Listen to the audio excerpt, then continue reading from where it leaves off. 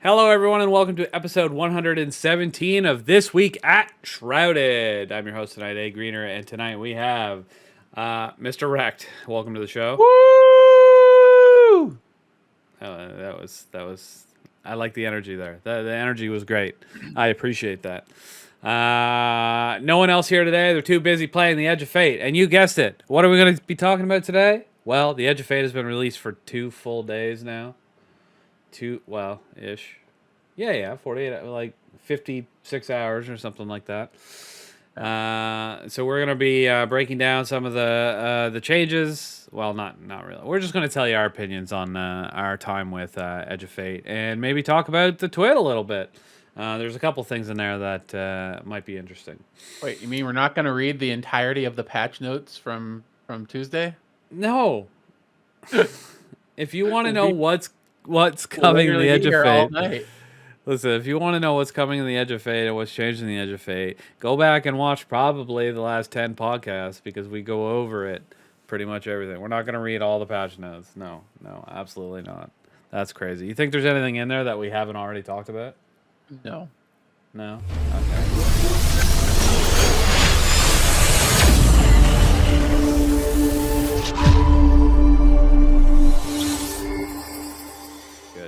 All right, first off, though, we like to let you know who our weekly winners of our special prizes are. Every week we give away some silver and some SGC merchandise. This week the winners are for the silver, Erratic Hostile, and for the t-shirt, Rocky Go. Congratulations. You have won.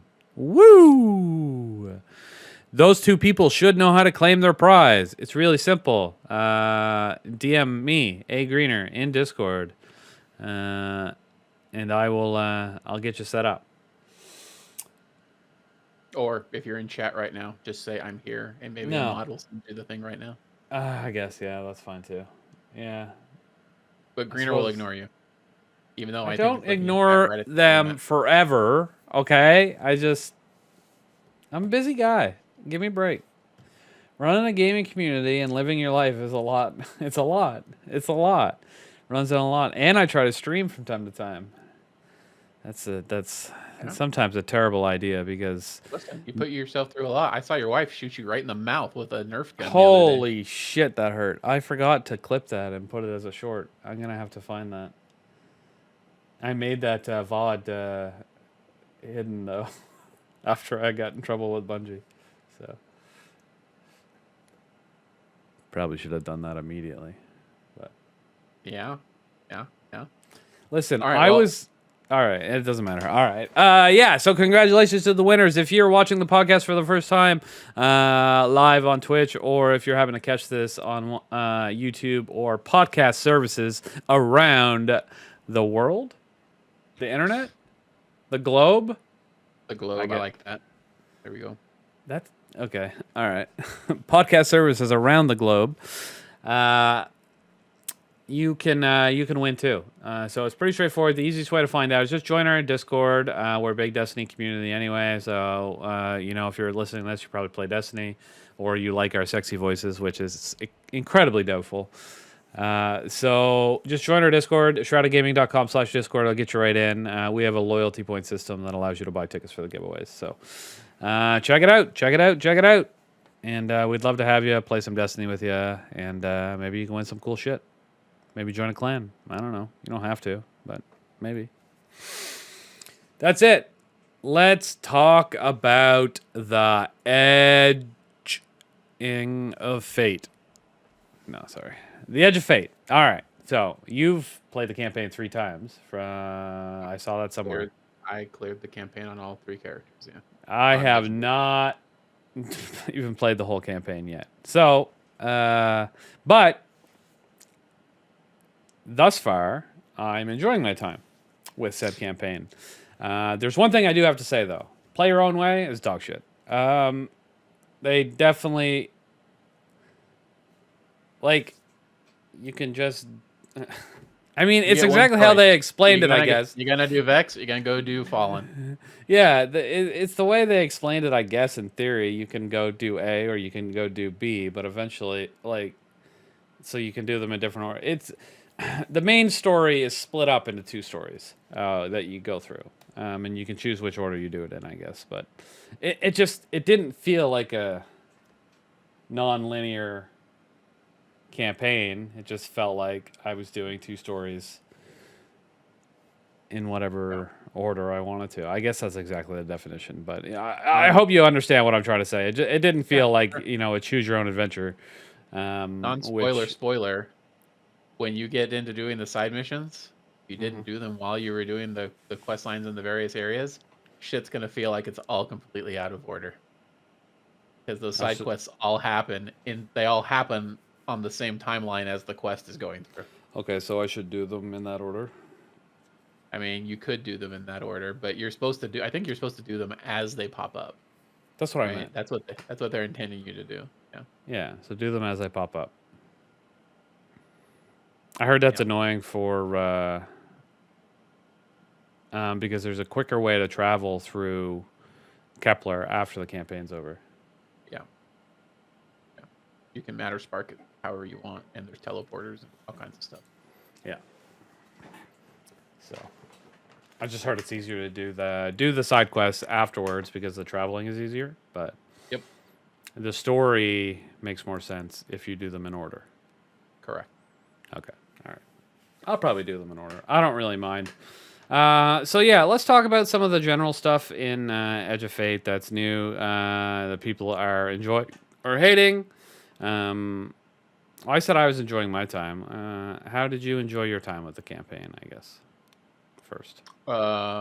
Campaign is huge W. The story is great. I shouldn't say campaign is huge W. The story for the campaign is great.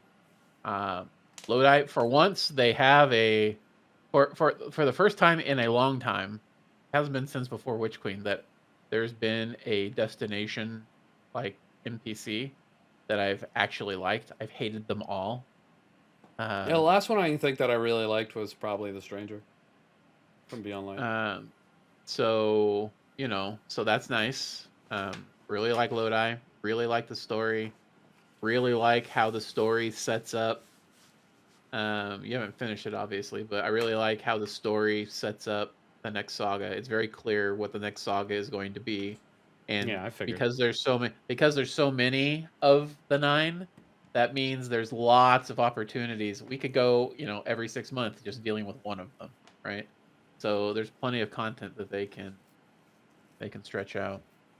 I really enjoyed that Bungie gave a big middle finger to all the Gambit haters out there, because playing Gambit for all these years is what saves the fucking universe. So get fucked, Gambit haters. Well, that's an interesting. If we hadn't done all that Gambit and helped Drifter out, it would have all ended. We'd all be dead. Franchise over.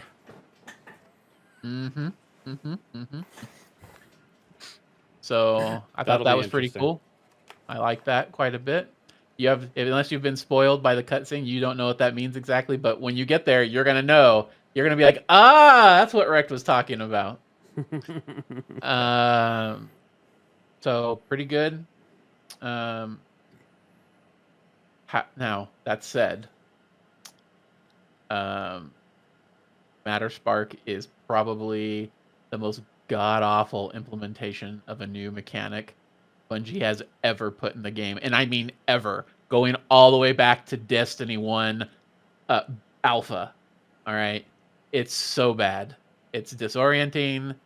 It's slow, especially if you're on a controller, because your sensitivity when you're in any of the ductwork gets turned down to like 20% of whatever you already had. It's actually not terrible when you're in free roam with it, but when you go into the ductwork, it fucking sucks. It's disorienting. If you have any issues with motion sickness, you're absolutely fucked. Do not like it. And you have to do it so often. Like, I'm cool with puzzles, and the puzzles actually get interesting as you get to the end of the campaign. But doing like the 53rd instance of I got a MatterSpark to here, Then I got to get a rocket launcher. Then I got to go back to get more MatterSpark. Then I got to pick up one of these fucking grape testicle things and throw it at a wall. It gets really old once you've done it over and over and over again. And also, how many boss fights do I have to have in the same fucking arena? Over and over and over and over and over and over and over again. So, I don't know. Shane. I don't know. A lot. Well, I'm interested to get to some of that because at the moment I've kind of been having fun with MatterSpark, and I've been seeing a lot of hate on the internet for it. But I'm just like I'm zooming around, having a good time, jumping over things, pew pew pew pew. It was novel for the first couple of times, but once you've done literally the 7th puzzle that's exactly the same as all the other puzzles you've done, it gets real old real fast. All right, fair enough.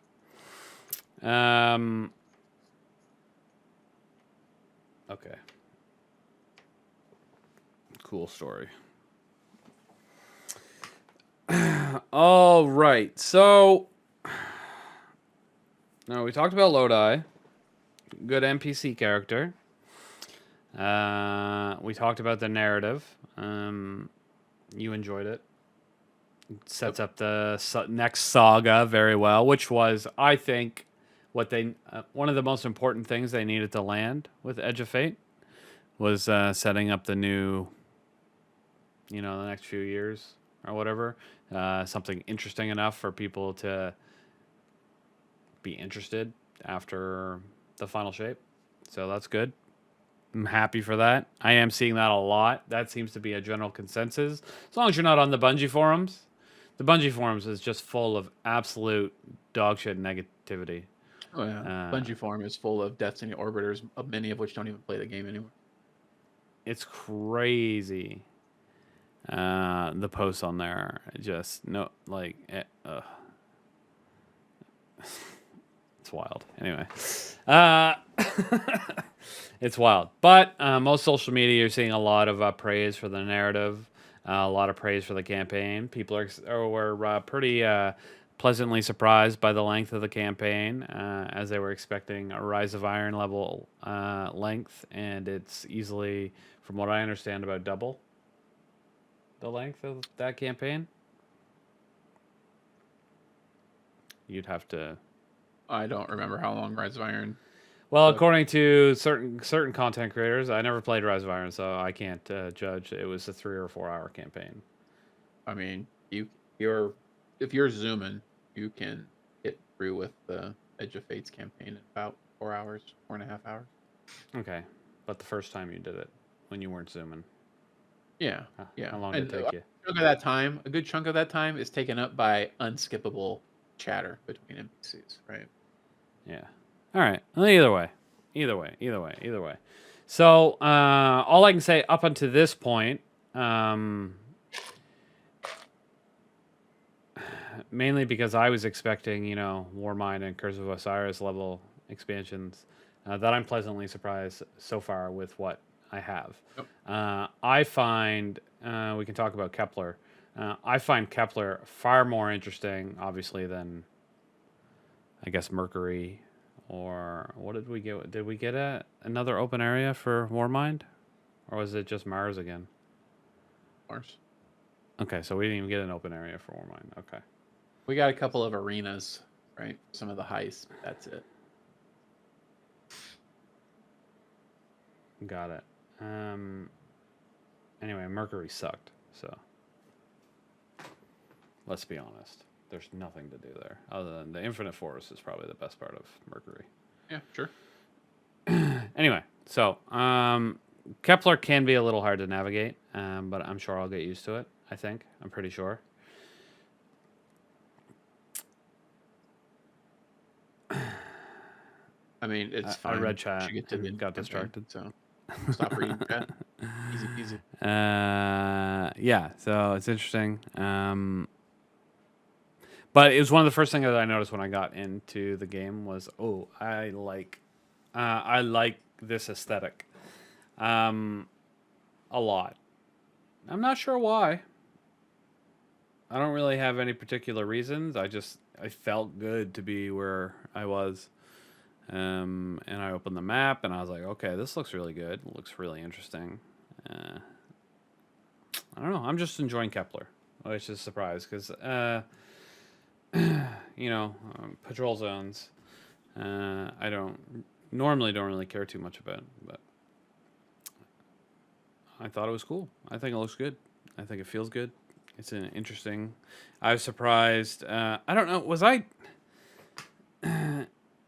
Did they talk about the Ionians at all in any of the lead up marketing?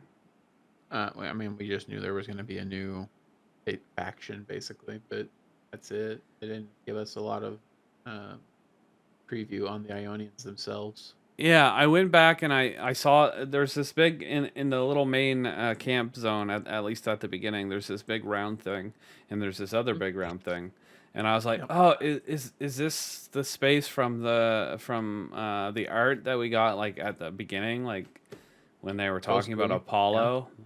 Well, I went back and looked at it, and I was like, oh shit, no, this is a giant rocket ship, because the concept art had the things that were above the ground were like rocket booster engines, and it was attached to a big rocket ship.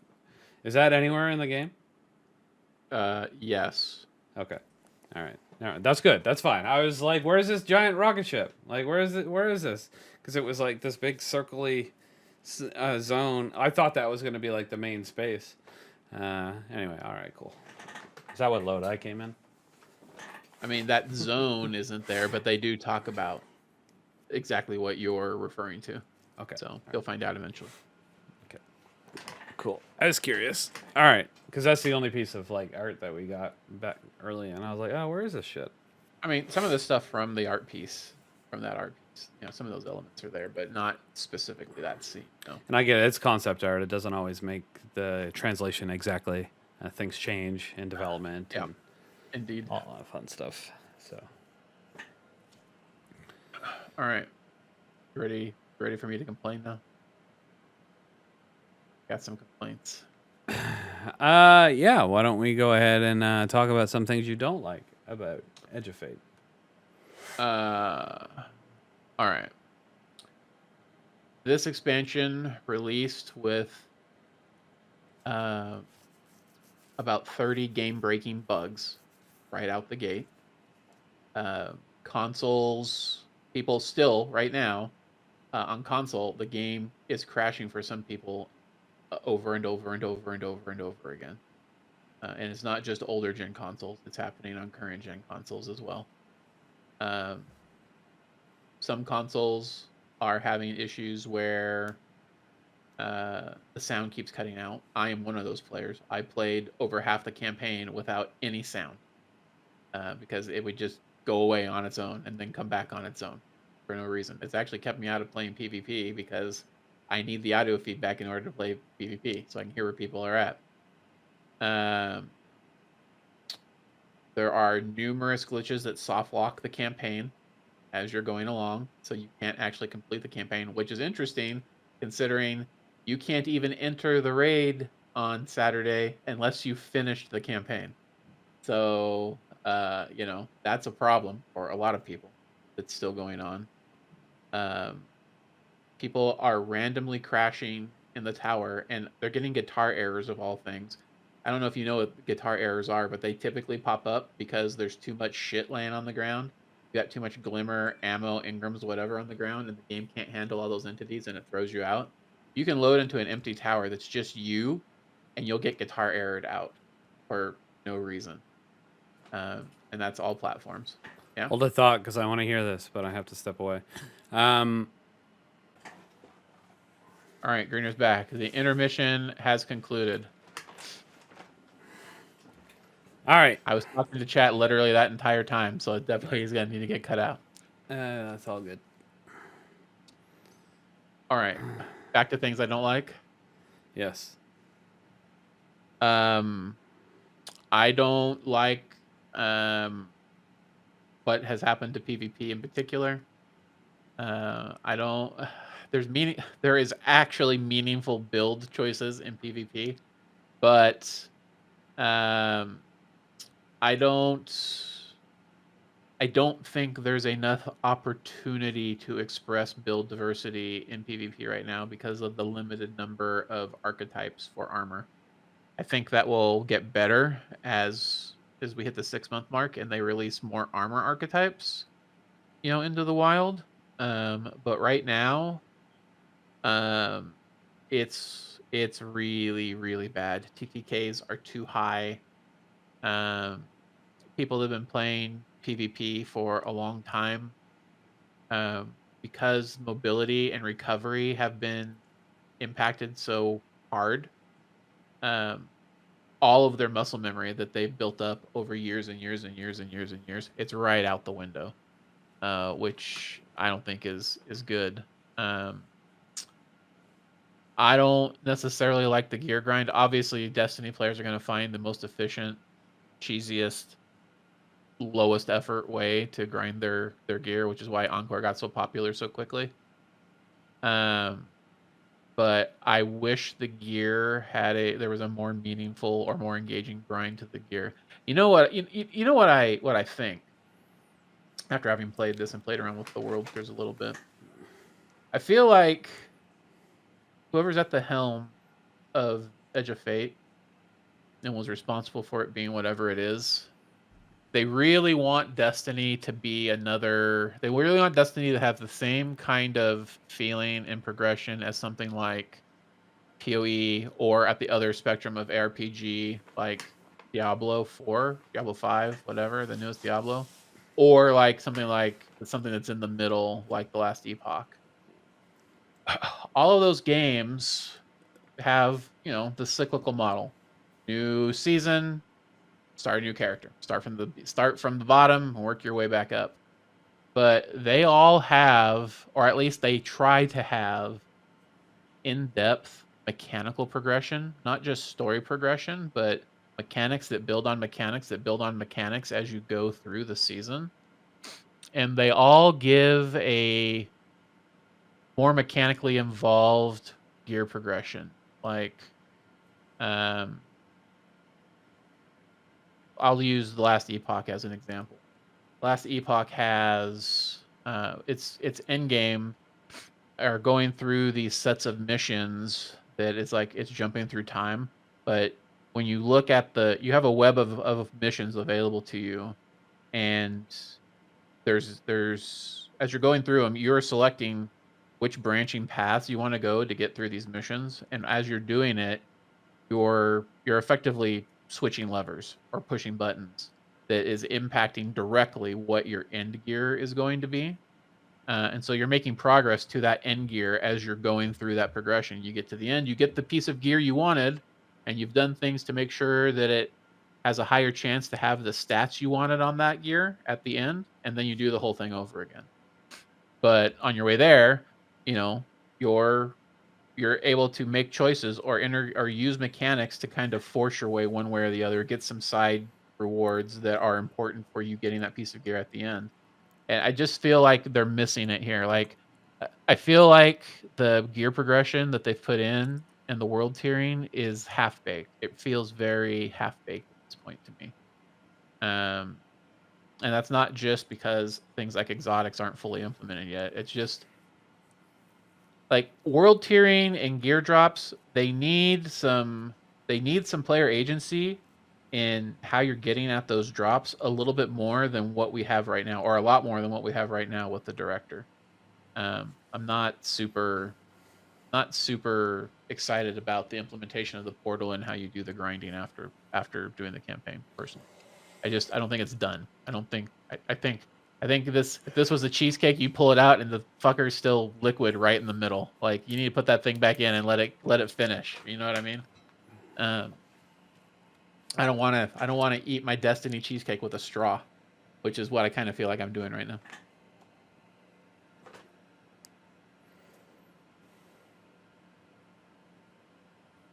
All right. I got no opinion on that. I'll have to wait. But that's part of. I can see the vision, and I hope they can get to something like that. But it's just ain't there yet. Yeah, that's fair. Yeah, because to be honest, that's like my most excited part of the expansion is this tune-up, the way they're doing gear drops and how the progression will work and all that. So if it's not fully, it's an evolving game, and I get it.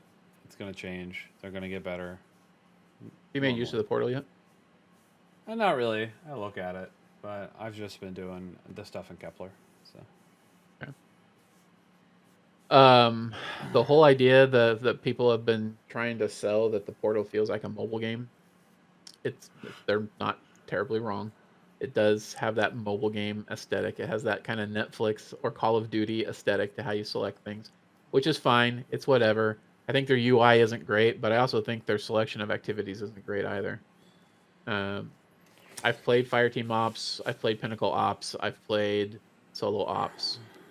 I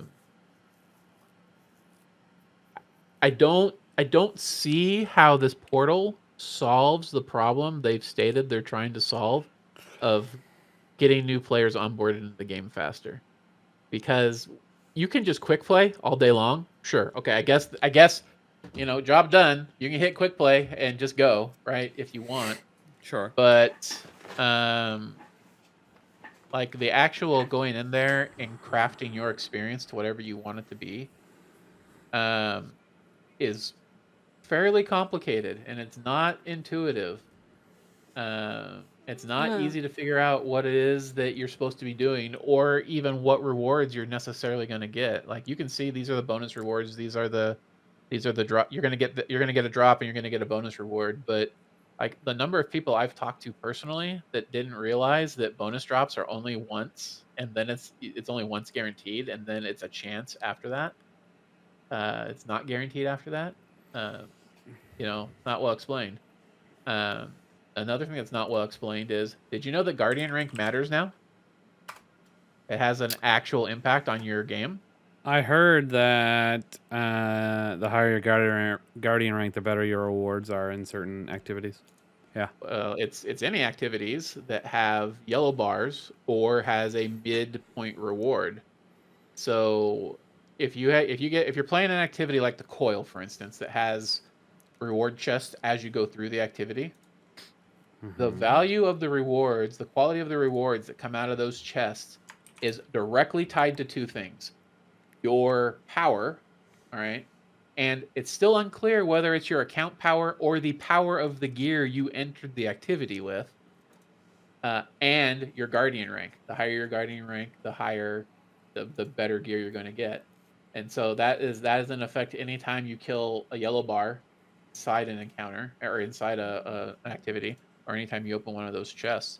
Also, there are more loadout slots that are locked behind the guardian rank that I can almost guarantee you are going to be loadout slots that get taken away at the start of every content drop, because the loadout slots you get, they're restricted loadout slots. You can only put loadouts in there that have all new gear. So I actually think that's smart. I think that's good personally. But the guardian rank is going to actually have an impact on how you interact with the game, for sure, or it should, because it's going to control how some of your rewards come down. Yeah. All right. Anyway, I'm fine with that. Gives people, I've always been, even though I'm not one to play like a ridiculous amount of said game, sometimes I've always been on board for making, giving more reasons to actually play the game. Sure. Yeah. Just because I look at Destiny differently than necessarily a regular player. Yeah. I don't know if people are going to enjoy this or not, or it's just going to piss people off. But Okay. it is what it is. I like that. Yeah. How far down do we go?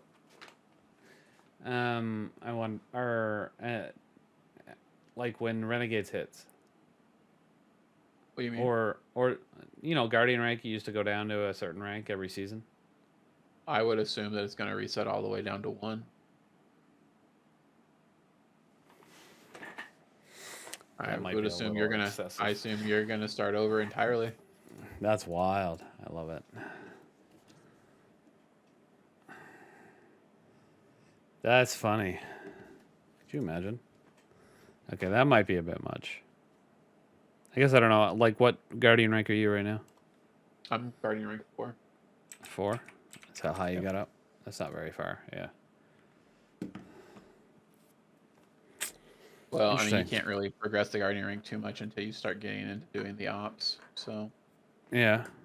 and I spent literally my first 2 days just either playing the campaign or getting other people legendary. So, Alrighty. I can't wait to grind for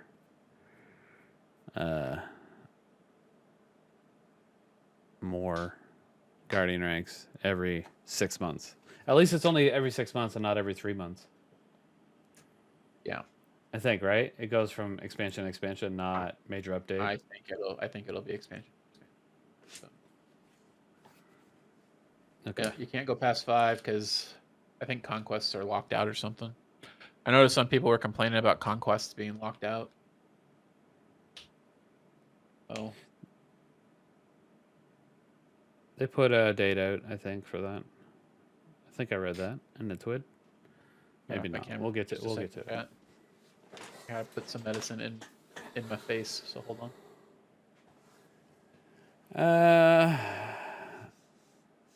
Yeah, I'll take a quick moment to promote our Bungie Day fundraiser. Right in the middle of the podcast. You can think of this as an ad if you want. We're such a fancy podcast that we have ads. No, I'm just kidding. All right. Anyway, we've been raising money for Bungie Day. It goes to the Bungie Foundation and the Make-A-Wish Foundation. Well, it goes all to the Bungie Foundation, but the Bungie Foundation works with Make-A-Wish, so you get the idea. We did great. We hit our campaign stretch goal, but there's still another week and a half of fundraising. So if you didn't get any of the emblems that are available, which are the Circadian Guard, the Bloodstream emblem, the Incandescent, the Mist Blossoms, the Kulaik Cacao. I'll never pronounce that right. Look Up and Universal Constant. They're all still available. Once Edge of Fate dropped, Helping Hand emote and Steadfast Column shader became available. So you can go grab those for donating to charity. And then, of course, if you go in game, and this one's not for our campaign, but if you go in game and get the new Sunshot shader, there's a butt plug on the end of it, and it donates money to charity. Let's go. Let's go. If you don't know what I'm talking about, I just go look at it in game and turn the hilt towards your camera. And if you've never seen that, you're not living your life right. Just so you know.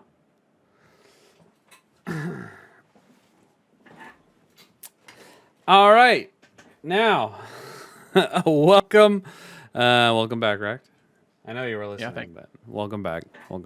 Oh, I guess I never really said anything. I'll have the link in the description below. Anyone in our Discord knows the link is everywhere. We've got a Neon Fade raffle that's still going on. We have a way to earn a Neon Fade by helping us fundraise with Amplify links. Check out our SGC bounties for that. And yeah, you got like I don't know, a week and a half, I think, to earn that. Great time. It's for charity. It's awesome. You get in-game stuff, which is even awesomer. And yeah, we're killing it. And yeah, big thank you, shout out. We did get eliminated from the 7th Chaos tournament, but we all knew that was gonna happen. Like, who are we kidding, right? I watch it happen live. Yeah, maybe I will practice this year in case I get invited back next year. It's not a guarantee to get invited back unless you're in the top 4 in the tournament. Part of the reward is you 100% get invited back the next year. So just because we fundraise a lot or anything like that doesn't guarantee us a spot. So if I get invited back next year, is my point. Maybe I'll practice. Maybe I'll practice some. Well, I'm going to practice some Crucible this year. Maybe I'll get to the second round. You know. Maybe get to you'll the come second down to the half. Crucible Hangout and do some PMs with us. I mean, I did there for a while when I was excited for Trials, but then I got unexcited for Trials. But there's new armor in Trials, so I might get excited for it for a couple weeks again. So we'll see. We'll see. We're going to hit that bad boy up. We like armor. Probably shit bonuses, though. Do we know what they are yet? Or is that just... the armor bonuses? Is that bonuses for the Trials gear? No, I haven't looked. I just don't know if we know what they are or if it's just been leaked. So I'm not going to talk about it. I haven't seen any leaks. I've only seen leaks for the raid, but we're not really talking about that stuff. I saw raid leaks too. That was annoying. Well, I didn't actually read it, so I just saw. Which is the best way to do spoilers and leaks? Let you people know on Twitter, okay? Don't put a screenshot of the spoiler or a screenshot of the link in the main tweet. What you want to do is you want to talk about it without giving any details away. And then do a comment below that has the screenshot, like, so someone has to actually click into your fucking thread. All right? Nobody wants to just be on Twitter and just get shit ruined. All right? You know who you are. Posting campaign leaks with less than 24 hours after the game launched. It's insane. Insane. All right. Yeah. That was wild. Anyway, there is something, chat kind of reminded me of it. A lot of people are complaining about ammo drops. And I'm interested to get your take on that because I have yet to run out of ammo on anything. So, ammo, as you know, is back to a meter. Right? Yeah. Yeah. And as you kill things, you are building up that meter. Different guns put different points into your 2 meters that you can see. And if you have finder mods on, or you have the mods on the guns on, that adds additional points. What's gone are scouts. So you can't generate ammo for your homies anymore, unless you're wearing an exotic that does that. At least it doesn't seem like you can right now. But also, another bug in the game right now is that for many weapons, and this seems to be a specific weapon situation, the ammo that you gain when you pick up a brick is significantly lower than it should be. For instance, you may have a machine gun equipped and you walk over a purple brick of ammo and you might only get 4 rounds from a full-size purple brick of ammo for a machine gun. Okay, that's a problem. If you are a double special gamer, which a lot of speedrunners are, it can be incredibly difficult to keep yourself topped up. I know, Greener, you like to run around with double special using a rocket sidearm as a primary a lot of the time, but you will find yourself right now, sometimes today, even now, running around picking up a special brick and getting like 1 round, 2 rounds, right? Which is a problem for people that are double special. So there are mods and stuff you can add on top of that, like special finishers or whatever. But even special finisher mods, there are some people that are reporting they use special finisher, no brick shows up. They have the armor charge. You can watch. There are several videos of this happening where they have the armor charge. They go up. They finish a mob. Their armor charge gets taken. No brick shows up anywhere. No ammo shows up in their reserves. R.I.P. Well, that's a bit of a problem. And Bungie has recognized that it is a problem. Now, hopefully they have this fixed for the weekend, because if this ammo situation is going on in the raid, it could be real problematic. Real problematic. So I'm expecting the raid. My guess is that the raid is intended to be like a 6 to 8 hour experience to get somebody through to day 1. That's what I'm guessing. But if you can't get ammo, it could be a little bit longer. So it's a problem right now. The people that are yelling about it loudest are the double special crowd, though, for sure.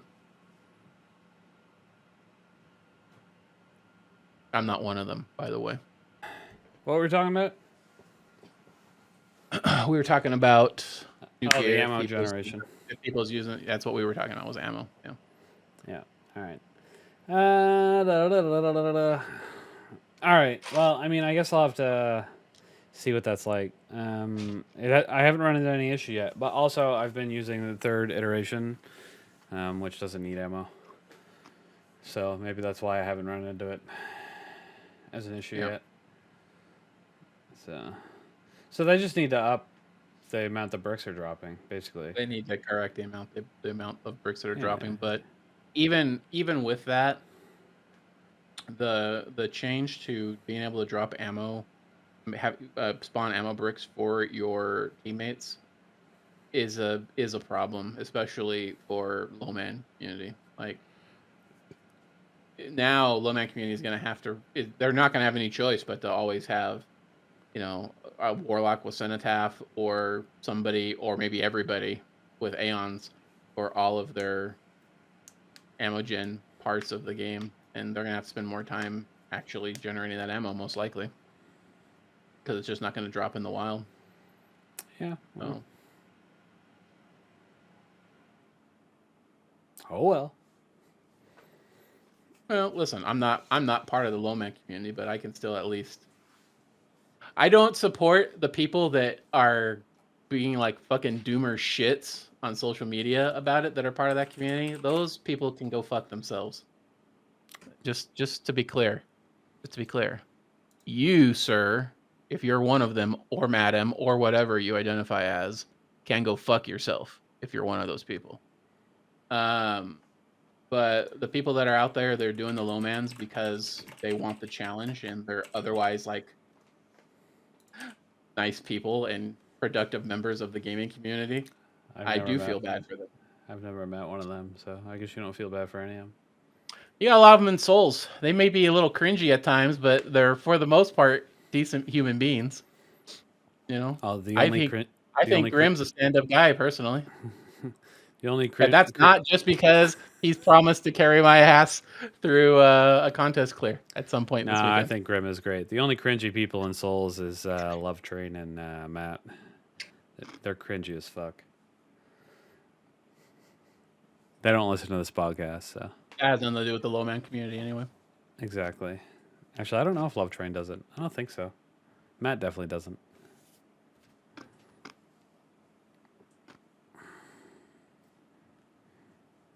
It's funny because they would say I'm cringy. Well, that's because you're old, and they're all kids, pretty much. So Love Train's not. He's an old retired army vet. Oh, I didn't know that. I just assume everyone in Souls was like, at most, like in college age. Like, that's it. Love Train's not that old. He got injured pretty early into his career, I'm pretty sure. So, but he's in his 30s, I would think. Maybe I'm wrong. He confuses me, actually. All right, listen. I'm gonna talk about chat for a minute. Oh, you know what, Devilito? Aren't all gamers considered kids? I actually had a conversation with my wife about this just last night. Because you took a week off to play Destiny? Yeah. She asked me a couple weeks ago. We're trying to get my office ready for new Windows to be installed because, I'm an adult and I have expenses like installing new Windows in my office. Because, it's 103 degrees outside right now here in the Phoenix area where I live. My house thermostat is set to 71 degrees. Most of my house is a comfortable 71 degrees or 72 degrees because of that.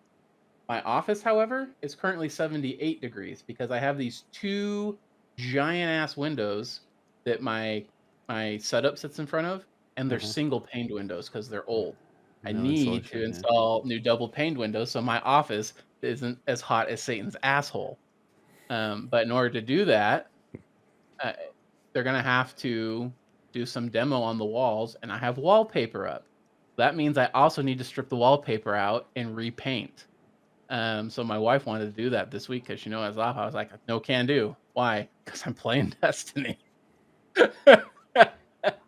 So, I had a conversation with her last night about I feel kind of silly because I took a week off to play a fucking video game, and I literally spent between Monday and Wednesday, I spent like 27 hours of those 48 hours actively playing a video game.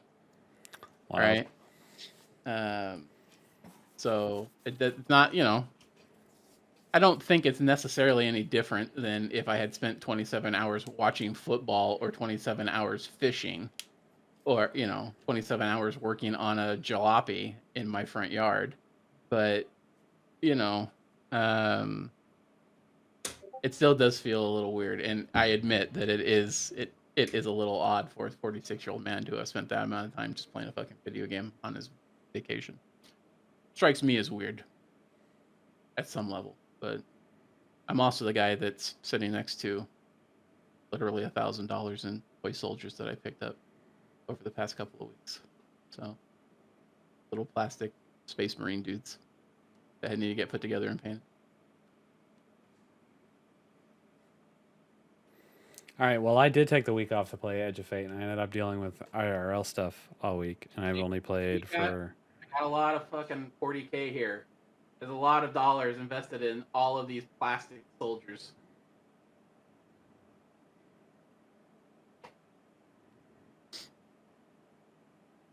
There you go.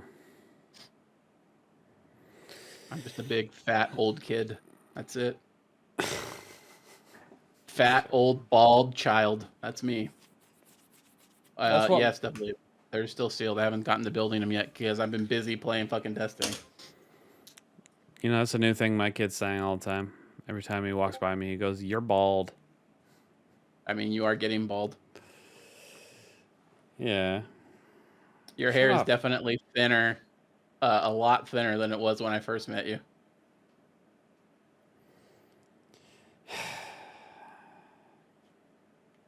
It's all right. You had a good run. Mine started when I was 16, so I don't have too much sympathy for you. My headset. Okay. Nope. AGreeNer. We're losing a connection to AGreeNer. Doesn't want to confront his baldness. It's not. That's the thing. Okay, I just read chat and it's just telling the genetic. The funniest thing, one of the few things that I learned in biology was as a male, you can only get certain genomes from your father and only certain genomes from your mother. Male pattern baldness is a genome that travels on the X chromosome, which means, if you know anything about biology, men typically have an X and Y. I know there's different versions. Sometimes there's 3. The whole time. I'm not going to get into it.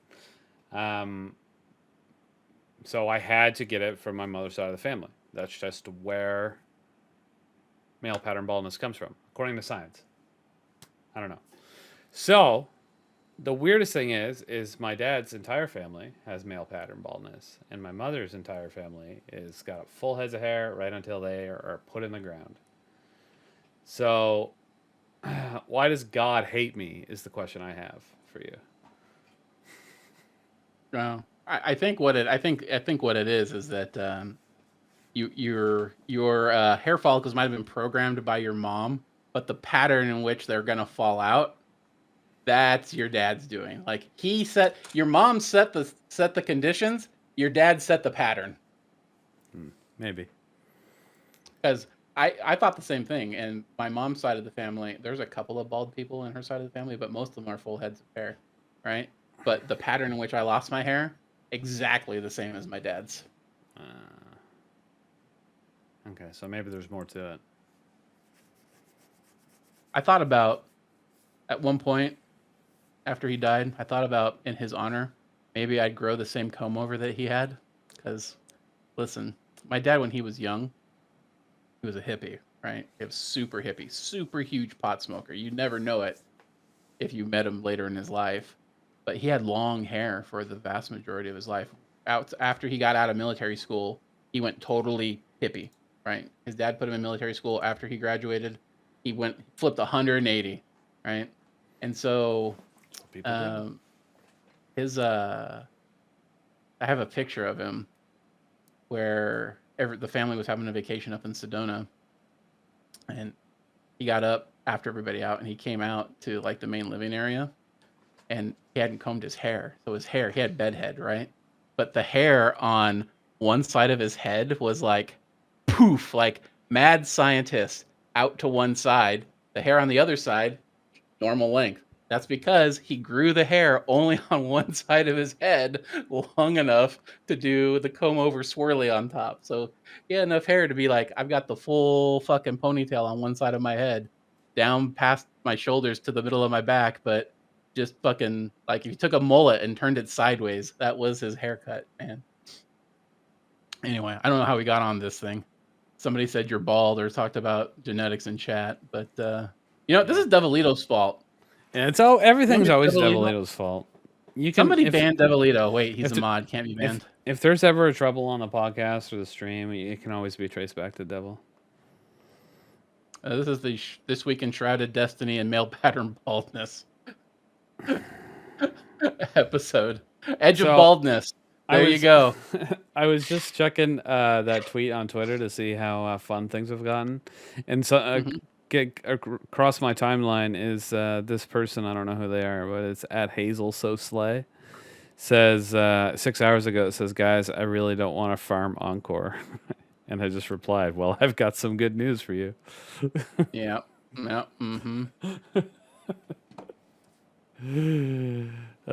just thought that was funny. I was like, damn, that's nice. I like that. That was good. Anyway, all right. Now, what have we talked about? Everything. You know what? Why isn't there a strike in Edge of Fate? That still bothers me. Because this entire drop was about two specific things. One, changing how we interface with the game. Yeah. Right. Changing the grind itself. And starting off the next saga. Setting up the next saga. That's it. That's okay, so you're telling me Renegades is going to have an awesome narrative and strikes? I think Renegades is going to have a much shorter narrative than Edge of Fate, but it'll probably have more interesting activities. That's going to be my guess. No. They set up the narrative queue with Edge of Fate. It's got to be as good. And I'll bet you it doesn't even have anything to do with the 9. I bet Renegades won't have a single thing to do with the 9. It's going to feel a little weird when it drops. That's not how you do expansions. All right, that's how you do seasons, Bungie. Seasons. Yep. Not expansions. Because it's a Star Wars licensed kind of thing. They can say as much as they want about it going to be Star Wars influence or flavor of Star Wars or whatever. Come on. It's a licensing agreement. And the licensing agreement stipulated they had to do this season. We all know that. It's fine. I don't care. Star Wars is a good IP. I dislike their stormtroopers running around. I especially dislike their stormtroopers running around with new Eververse shaders that are turning them into a disco dance party as they run around everywhere. But you know, I wore that shader almost the whole time I was playing Edge of Fate. Yeah. I was running my missions with Hoppy, and at some point Hoppy said, "Hey, Wreck, turn around." I turned around, and he's wearing the full stormtrooper shit, except the new disco synthwave lion head and the shader that goes along with it. And I was just, my response was, bleh! And then we went about our game. I think that's so funny. That's wild. I actually like it. I think I dig it. It at least fits some of the Vex aesthetic that we've had in going into, the Vex realm or whatever. But yeah, kind of. I thought it was interesting, and I wore it for a little bit, but I actually ended up changing to the red one that's in that bundle. I think it's a nicer shader. Okay. The other shader reminds me of the emblem, the new emblem, the new content creator emblem, all that. Well, let's talk a little bit about the TWID now that we're talking about emblems, because there's a couple of things in there. First, I want to bypass the raid emblems altogether. I want to go to the bottom of the TWID and talk about the new Bungie store emblem, the sepulchromatic emblem. That emblem is sick, dude. I totally dig that art style. That that yellow skull and that slightly comic. It feels kind of like Darkest Dungeons kind of art. I think is awesome. That emblem is going to be, that should have been the Bungie Day, the Bungie Day emblem, I think, and they would have sold more stuff because of it. I'm like going the to be making a $25 purchase. one? Yeah, I'm going to be making a Bungie store purchase just so I can get that emblem. Yes, I know that makes me a Bungie shill, but I don't care. I like the emblem. I think it's really well done. I like it a lot. All right. On the other hand, the raid emblems are absolutely fucking cheeks, dude. They're so bad compared to other raid emblems that we've had. So let's scroll our ass up. So, well, they're giving us this emblem for completing the raid. And they didn't want to show us the contest mode emblem. I like the long version of this emblem. Like the art of the Desert Perpetual, obviously, looks really good. The short version that's in the Fire Team thing, I don't like. It's just a zoomed in version. Why and I didn't don't they like put the one of the icon. orbs in there, like as a more prominent feature in that the short version of the emblem? It makes no sense. And this thing right here looks like the Death Star. So this should not be in Renegades. I'm just trolling. Anyway, and I don't like this. I don't like the little, like the emblem. All right, not the emblem, but the icon. It's boring. I agree with you in most cases. I do like this long version, which you do see at the top of your inventory screen, which is not bad. And they said the contest mode emblem has spoilers in it, so they're not showing us. Well, I'm setting my, based off the other emblems we've seen so far, I'm setting my expectations low. I'm assuming that maybe those emblems won't be cheeks, but they might be taint. Hold on, I shut my door. Alrighty. Just take a sec. It's not far. Yeah, okay, and then there's okay, so there's a couple things here as well you're gonna want to know. Okay, so after the world's first race, this one's gonna be important, just because it makes me money. This is gonna be the the gifting Twitch sub from July 19th to July 29th. So an FYI, if you want this bad boy here, make sure to swing by twitch.tv/Shrouded Gaming when we're live. It's also better. Am I going to still gift you a sub so I can put it in my collections? Yes. Yes. All right, good. That's all that matters to me. No, I like this icon a lot more. I think this is far more interesting. Kind of looks like a Zen garden. I guess I can see that a little bit, yeah. I'm pretty sure that's what they were going for. Desert Perpetual Zen garden, you know. Anyway, maybe I'm wrong, but that was the first thing I thought of when I saw it, and I saw these swirls and whatnot. And I don't know, this long one is always such a higher resolution. Maybe that's why I like it so much better than the other ones, because it's like they just zoom in for these ones, and the resolution is low, and it looks like shit. But yeah, I find that one a lot more interesting. I'll definitely be gifting the sub to myself to get this emblem for sure. Yeah, I can't help it. And then this one, if you watch the world first race from like the Bungie pre-show or any of these people, they're different language shows. You know, Bungie, the Bungie channel doing the pre-show. Evan, 1997, CB Gray, also pre-show and full raid. And then these ones are different languages. So you got French, Dutch, Italian, and Spanish languages, different things. So if you're watching them, I don't know how long. The emblem, anyone available stream.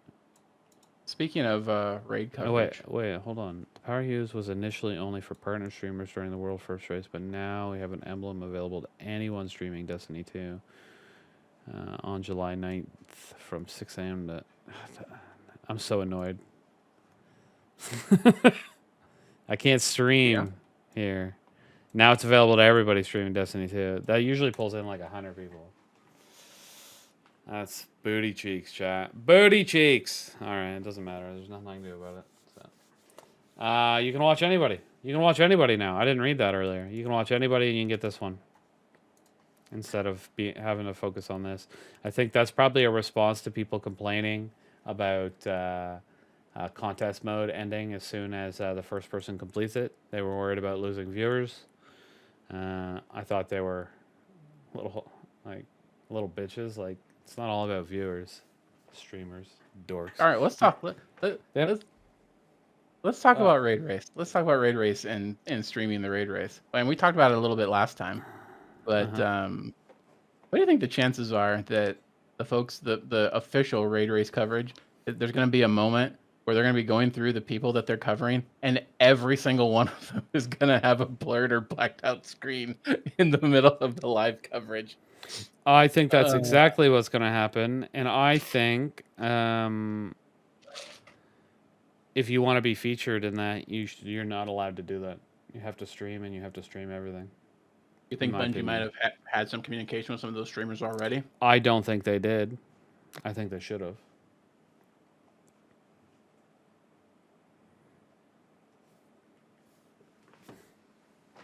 All right. I think it's annoying. Like, yeah, I don't think those people should be featured at all. I don't even care if they're in first place. Feature somebody else. Like, that stuff's such dog shit, and I think it's the dumbest thing in the world. Yeah, that's congratulations. Fair. You want to win? Okay. Don't fucking stream. Why bother streaming? You don't have to do it. Nobody's forcing you to stream. Some people would say that you can't have moments like the Dado moment, the math class moment from Last Wish, but you can't have that moment if the screen's blacked out anyway. You can't have any community if there's no audio and there's no video going on. Yeah. So. Yeah, anyway. I don't think, I don't know. It's going to be interesting if that happens. Like if they have a bunch of their featured streamers that are running blacked out screens during the time. Like, especially if it's some streamers that have been super vocal about it, defending it. Like that will be an interesting time. I always just think that this shit is ridiculous. I could go on and on about it. Well, listen, I don't fault anybody for wanting to do whatever they need to do to win and wanting to monetize their content. It's fine. I think it's a little disingenuous to want to monetize your content but also win, and you do that by streaming a black screen to your viewers and running ads on that, because these guys are also running ads on that. Mm-hmm. I think that's shitty behavior. I think that's shitty money grabbing behavior. You can't not run ads on Twitch anymore. And anybody that's complaining about their viewership numbers, respectfully, because contest is ending early, that's you can go fuck yourselves. Yeah, I absolutely do not care in any way, shape, or form about that. Like, I'm down for this emblem being available for all these streamers. That will push people to their channel. Absolutely. Yeah. I think that's great. I always love when Bungie does that. I wish they did. I wish they did less gifted sub emblems and more watch for 2 hour emblems. Yeah. Yeah, I'd rather have engagement and stuff. I know people lurk to get it, but it brings people in. You know, talk. It's whatever. You know, I make money off these the gifted emblems, but nothing significant. And that's because I'm a small streamer. Some big streamer might be like, well, I'm at fucking 10 grand off them. Well, you know what? Go eat your own ass, you fuckface. I don't care.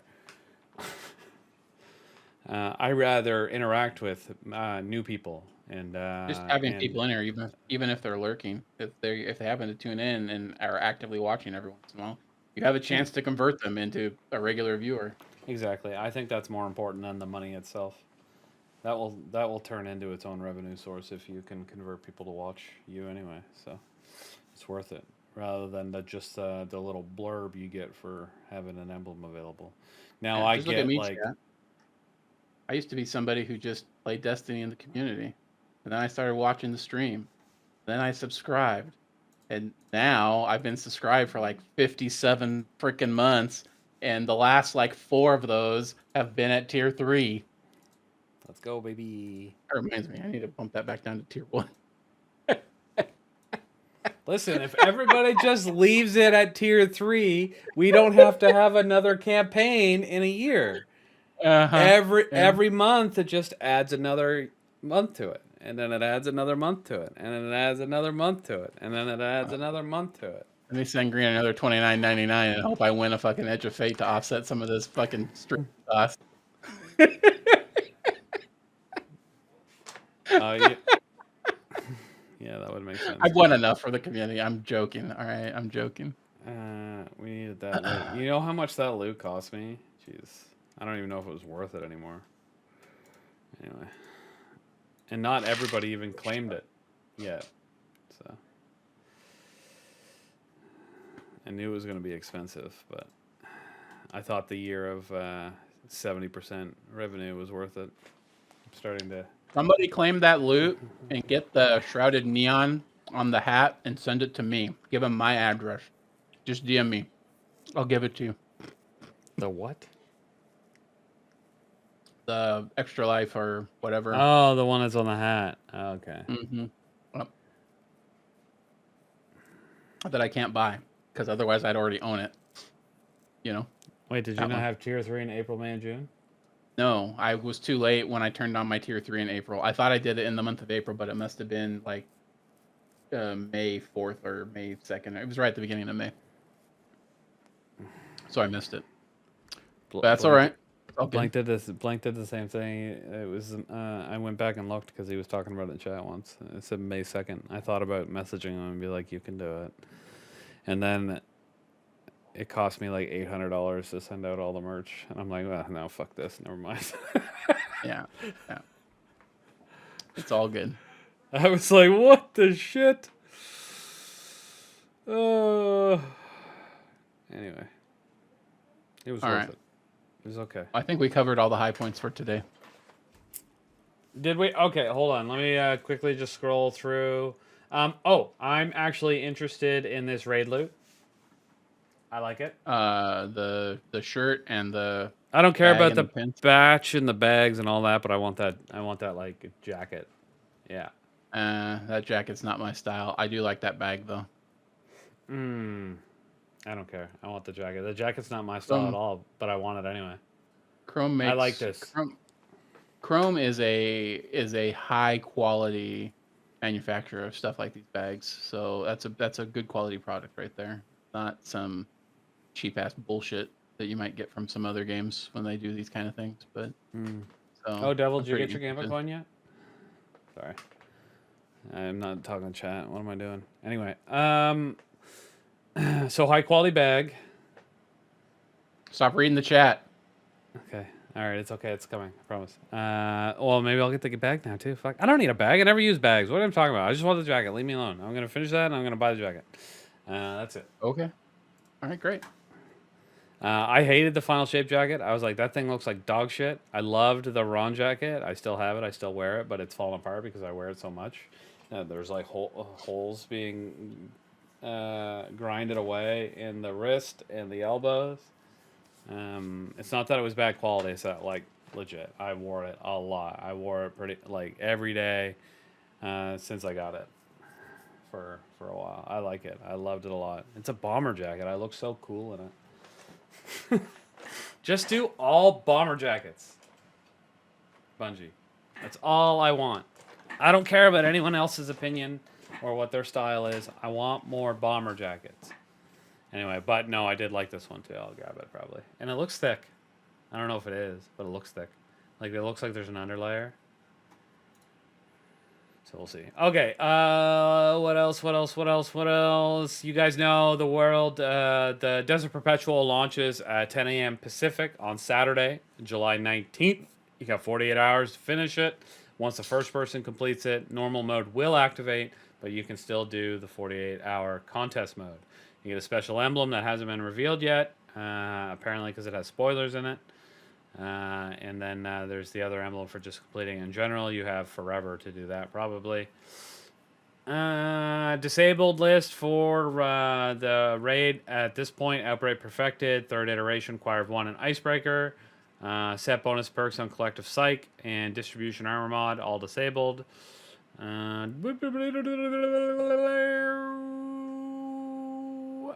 There's more lore in there if you want to read it. They talk about the season of the reclamation has started. I don't even know why they're calling them seasons at all. Just it's the Edge of Fate expansion.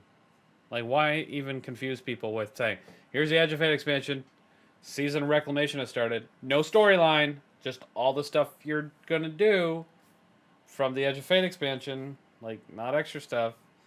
Like, just don't even put that in there. Anyway, and then we get the Ash and Iron Major update on September 9th. Renegades drops on December 2nd.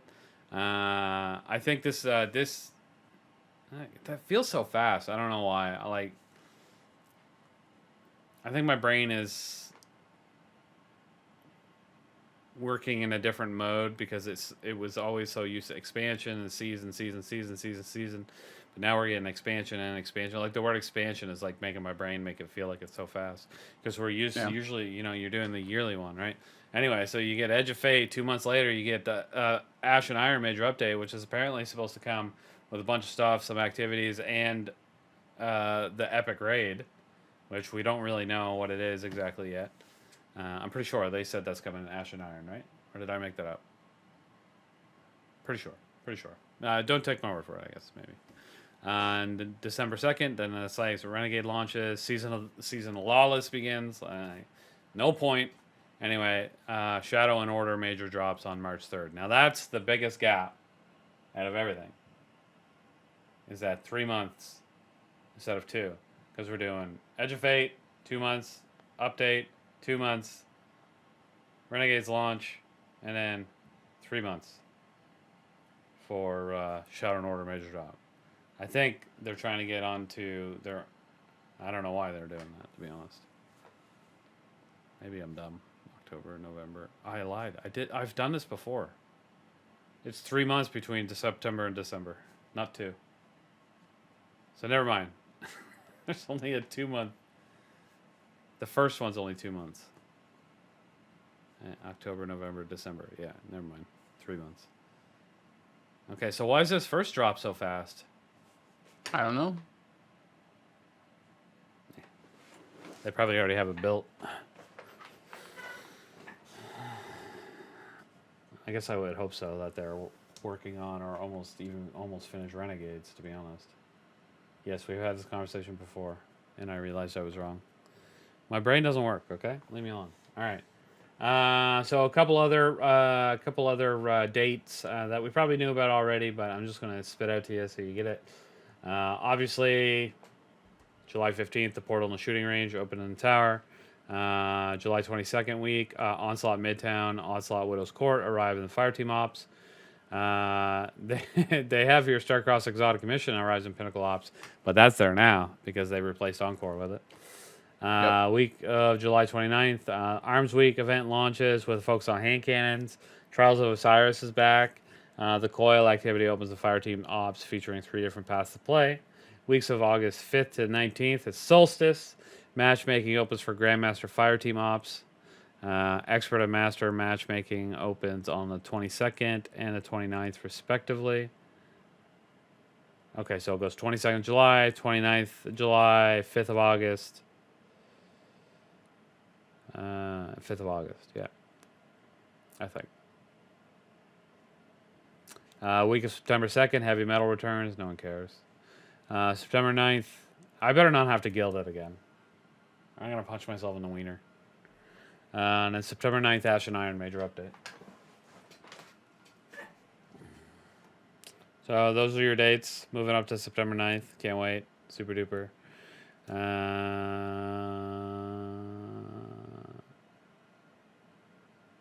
That's cool art. That looks like a spoiler to me. Yeah? Well, I mean, what are these fucking giant white things? Those are the capsules that we encountered already. I didn't encounter that. Did I? When? Do you even pay attention to what you're doing in the game? Okay. During Edge of Fate. Yeah. There's no giant fucking white capsule floating around where I am in the game yet. So. Because they're not floating around. They're sitting on the ground. Look how big they are in this art. Are you looking at the twid? Yeah. They're the size of a fucking spaceship. Except they're not. That's concept art. Okay, I've seen tiny little ones on the ground that are like this big. Is that what you're talking about? Mm-hmm. There's no giant ones like this. No. Okay, all right. Then it's not a spoiler because it doesn't exist. What is this ship though? Whatever, don't tell me. And then of course, yes, the sepulchromatic emblem. If you buy stuff in the store, the Edge of Fate original soundtrack is now available. I'll have to buy that and put it, buy a bunch of them and put them in the loyalty store. Oh, you get another emblem with it too. Perfect. I'll put those in my inventory of emblems. I love emblem inventories. That's probably $10 though, eh? Yeah, that's not bad for 2 emblems and a soundtrack. All right. Anything else in here? No. That's it. Bro, there's no animal fucking picture. Man, Bungie. You had such an easy win with the narrative in Edge of Fate, and you just lost all my respect by not putting a cat photo in the twid. I hate Bungie. Interesting. It's all it takes. It's all it takes. Oh, you want to know something that I hate? Okay, just really quick before we end out, because last week I talked literally about not going to do any of my guilds. And then, you know what I did Monday night? What'd you do? I stayed up until 8:30 a.m. in the morning. I got my Red of the 9 seal. Yeah. I gilded my Conqueror. And you should know that. I messaged you. And you ignored me on purpose. I know you did. You saw it and you're like, fuck no, I don't want to do AGMs. I saw it, but not for like an hour after you pinged me. Oh, well, I still probably needed to do 6. Just didn't care. And I finished it out. It's fine. I finished off my legend seal. Now, 2 things I didn't get done that I wanted to get done is I didn't get to finish my Moments of Triumph because all the things I had left to do were just like, it was long shit to get to 26. And so I was like, okay, I'm gonna leave that to the end. We're gonna do Ride of the 9. We're gonna do our Grandmasters, and we're gonna finish out the Legend because I only had to play 2 of those timeline quests to do Legend. That didn't take very long at all, like 20 minutes. Got that out of the way. Did Ride of the 9, took a couple hours. Did 9 Grandmasters. That actually took the bulk of the time, and I finished that at 8:30 in the morning. And the servers were going down at 9:45, and I had to drive my wife to work at 9:15. So I had about 30 minutes left, and I had 2 seals that I wanted to finish. Once again, one was Moments of Triumph, and the other one was Gilding My Deadeye. And I had almost none of the stuff done in there. I was like, I'm not going back into Nightfalls to shoot people in the head. I don't know if I could even do this in 30 minutes. So I did lose. I lost a number on my Deadeye, which makes me sad. And I'll never have the Moments of Triumph for 2024. Ever. It's gone. I missed it. Sadness. Misery. I don't care that much. Oh, and I didn't do any of the episode seals, which I had no intention to, and when I was in my last 24 hours, I didn't even open them to look to see if it was possible. So, which it wouldn't have been, because I was doing Ride of the 9 and Grandmasters no matter what. I was like, I'm doing these, and then whatever else I can finish after that is fine. So TLDR, there was nothing else, but I got them. So I still got my 14 Grandmaster guilds, so we're good to go. I've got them all. Every season they were available. I didn't waste it. Now, I know they're still technically available, but it's a completely different system now. So I might not even care. Okay.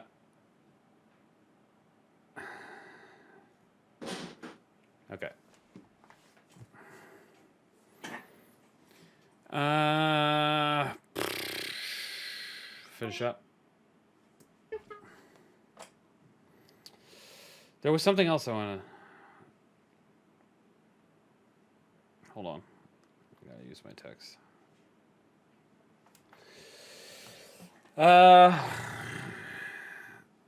Was there anything else I want to talk about last week, this week? I felt like there was one other thing, but I can't remember what it is. So let's just end it out. I mean, at this point, we're only 3 days into the Edge of Fate. I like it. I'm pretty hopeful. I think it's interesting. I mean, the raid's going to do a lot for endgame players. We'll see if it's good.